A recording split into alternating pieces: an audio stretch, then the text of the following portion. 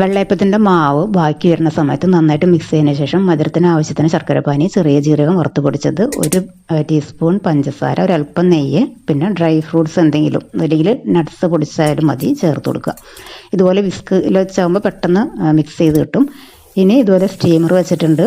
ഒരു പ്ലേറ്റിൽ നെയ്യ് തടവിയതിന് ശേഷം കുറച്ച് ബാറ്റർ ആദ്യം ഒഴിച്ചു കൊടുക്കുക. അതിന് ശേഷം ഏത്തപ്പഴം കട്ട് ചെയ്തിട്ട് കൊടുക്കുക. അങ്ങനെ 2 ലെയറിൽ ചെയ്ത് കൊടുക്കുക. മുകളിൽ കുറച്ച് ശർക്കരപ്പാനിയും കുറച്ച് നട്ട്സും കൂടി ചേർത്ത് കൊടുക്കുക. ഇതുപോലെ മാവ് ഒഴിച്ചതിന് ശേഷം മാവ് ഒന്ന് സെറ്റായിട്ടാണ് നമ്മൾ പഴം വെക്കുന്നതെങ്കിൽ പഴം പെട്ടെന്ന് താഴ്ന്നു പോകാതിരിക്കും കേട്ടോ. അതിന് ശേഷം ഒരു 10 മിനിറ്റ് ഒന്ന് സ്റ്റീം ചെയ്തെടുക്കുക. 10 മിനിറ്റിന് ശേഷം സ്ക്യൂവർ വെച്ച് നോക്കുമ്പോൾ കുക്കായിട്ടുണ്ടാകും.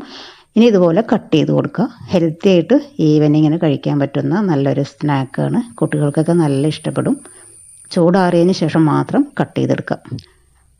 എല്ലാവരും ഒന്ന് ട്രൈ ചെയ്ത് നോക്കുക. വീഡിയോ ഇഷ്ടപ്പെടുകയാണെങ്കിൽ ഒന്ന് സപ്പോർട്ട് ചെയ്തേക്കണം കേട്ടോ. താങ്ക്